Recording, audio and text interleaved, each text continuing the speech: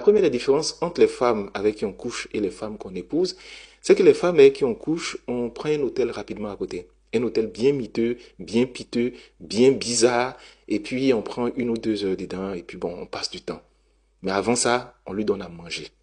Elle est bien rassasiée, et puis après, quand on finit de coucher avec elle, on lui donne quelques billets de banque, ou souvent on lui donne absolument rien, et puis elle s'en va. Mais la prochaine fois qu'on l'appelle, elle court encore et puis elle vient. Parce que ce qui l'intéresse, c'est de manger et d'avoir des billets de banque avant de rentrer chez elle à la maison. Par contre, la femme qu'on épouse, on est prêt à réserver un dîner aux chandelles, on est prêt à acheter des bagues qui sont chères et on est surtout prêt à acheter un château afin de vivre avec elle pour bâtir un avenir qui est plus sérieux et qui est plus organisé. Voici la première des différences. La seconde des différences, c'est que les femmes avec qui on couche, le potentiel qu'elles ont se résume dans leur physique. Oui, ce qu'elles ont à proposer comme monnaie d'échange, c'est leur physique. Et toute leur concentration se fait sur le physique. Elles sont belles, elles sont apprêtées, elles ont des rondeurs. Leur confiance est basée sur le physique. Elles croient en leur physique. Et c'est le physique qu'elles utilisent comme appât pour avoir un homme dans leur vie. Donc quand finalement l'homme arrive, qu'il a accès au physique et que souvent le physique n'est pas si agréable que ce qu'il avait cru entendre ou entendre, voir ou avait cru à la base, mais il se cherche après. Par contre, la femme qu'on épouse, elle sait qu'elle a un beau corps. Et puis elle sait que les corps sont partout. Sauf que elle n'est pas constituée que de corps. Elle est constituée d'une âme et d'un esprit. Donc c'est la femme qui va tout faire pour avoir un bel esprit, pour avoir une belle âme et enfin pour avoir un beau physique. Mais la vraie difficulté avec elle, c'est que tant que tu ne séduis pas son âme et que tu ne séduis pas son esprit, tu ne peux pas séduire son corps ni avoir son corps. Vous voyez la différence, non? Alors la femme avec qui on couche, c'est une femme qui s'en fout de comment on la traite. Non, c'est pas important. Comment tu lui as parlé, qu'est-ce que tu lui as dit, la place que tu lui as donnée, le respect que tu lui as donné, tout ça. C'est pas son problème. Elle, tant qu'elle peut être là, elle peut faire des images, elle peut faire des photos, elle peut espérer. Parce que pour elle, c'est un privilège d'être avec un homme. C'est-à-dire qu'elle elle est contente. Il faut pas beaucoup pour la séduire, pour lui faire plaisir. Si elle a mangé, elle est rassasiée, elle est à côté d'un homme, surtout quand l'homme, là, il a les moyens, même, oh là, elle a gagné totalement sa vie. Là, elle est heureuse. Par contre, la femme qu'on épouse, elle, elle va au-delà de ça. C'est-à-dire, elle, d'abord, elle se respecte, elle a une belle estime d'elle-même, mais c'est elle qui t'impose comme elle souhaite être traitée. Parce qu'elle sait que ce qu'elle peut t'apporter dans ta vie, les physiques qu'on voit partout ne peuvent pas t'apporter. Sa présence est une bénédiction. Mais au-delà de sa présence, elle a un esprit qui est élevé, qui contribue à ce que tu puisses te réaliser dans la vie. Donc elle connaît sa valeur. Les points de différenciation, en général, se résument à 3 points. Le premier point, c'est l'estime qu'elle a d'elle-même. Le deuxième point, c'est comment est-ce qu'elle pousse les gens à la traiter. Et le troisième point, c'est son niveau d'intelligence. Une femme qui manque d'intelligence, une femme qui manque d'estime de soi, une femme qui est incapable de donner des limites et d'indiquer aux gens comment la traiter, c'est une femme avec qui tout le monde va coucher et puis la personne va partir.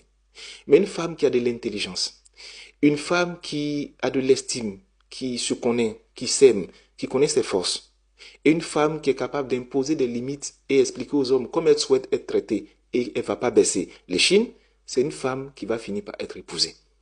Et la différence entre les deux, c'est que la majorité des femmes sont des femmes de la première catégorie. C'est pourquoi beaucoup d'hommes couchent avec elles et puis après ils disparaissent. En vérité, c'est pas que les hommes soient mauvais. Parce que j'entends beaucoup de femmes, mais les hommes sont mauvais, ils sont pas mauvais.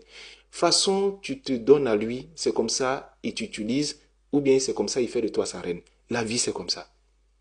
Oui, oui, comme un proverbe le disait, façon, tu te places et puis on prend ta mesure, c'est comme ça ton pantalon vient. Si on prend ta mesure que tu fais rentrer ton ventre, tu penses que tu fais du mal à qui? C'est à ton mec que tu fais du mal. C'est au moment où il est en train de prendre les mesures là que tu dois bien te placer pour qu'il prenne toutes les mesures.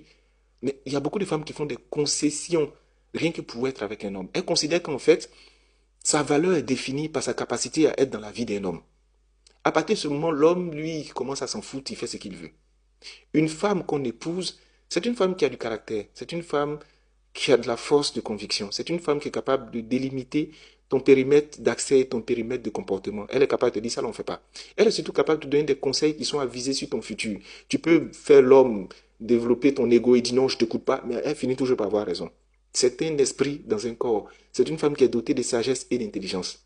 Et il y a beaucoup de femmes qui ont ces capacités. Sauf que la société leur a fait croire qu'elles sont inutiles et tout ce qu'il leur faut dans la vie, c'est un mari qui va venir leur acheter à manger et qui va donner de la valeur à leur physique. Voici la vraie différence. C'est pourquoi, quand je parle à beaucoup de femmes, parce que je discute avec énormément de femmes, je leur dis toujours que les relations, c'est un jeu d'esprit. Celui qui a l'esprit le plus faible, c'est celui qui est exploité. Et il y a beaucoup de femmes qui ont un esprit qui est faible, qui sont incapables de mettre des limites dans ce qu'elles acceptent et dans ce qu'elles s'imposent. Si vous ne développez pas une estime de soi qui est conséquente, qui est convaincante, vous allez accepter n'importe qui dans votre vie. Et comme les femmes ont l'art de ne jamais reconnaître leur erreur, elles vont toujours mettre ça sur les hommes. Les hommes sont mauvais, les hommes sont pas bien, les hommes sont infidèles, ils sont violents. En vérité, il y a des femmes qui sont tellement violentes, qui sont tellement mauvaises pour elles-mêmes, qu'il y a des hommes qui n'ont même pas besoin de faire quoi que ce soit. Il arrive, il est juste là, il obtient ce qu'il veut et puis il s'en va. Est-ce que vous pensez réellement que quelqu'un à qui vous dites je coûte 10 francs va dire non, tu as trop de valeur, je vais te donner 100 francs? Non, 10 francs que tu as dit là, c'est ça il va payer. Et il va faire pour 100 francs dans ton corps et puis après il va partir. Mais bon, il y a des femmes qui seront épousées, il y a des femmes avec qui on va coucher. Et si vous remarquez bien, celles qui ont le beau physique, celles qui parlent beaucoup, celles qui focalisent tout sur le physique, très souvent à un certain âge, tu cherches autour d'elle, elle est seule. Et puis il y a une qu'on n'a pas trop calculée, on dit bon, c'est la même, elle va faire quoi? C'est elle qui finit par être mariée et par être heureuse. La femme avec qui on couche confond sa vie et sa vie de couple. C'est-à-dire toute sa vie se résume à sa vie de couple. Si tu lui enlèves le couple ou la présence d'un homme dans sa vie, elle n'a plus de vie. La femme qu'on épouse, elle a une vie avant d'avoir une vie de couple. Et ce sont les hommes qui se battent pour les avoir dans leur vie parce qu'ils savent le privilège qu'elles représentent d'entrer dans leur vie. C'est bon. Bonne journée à vous.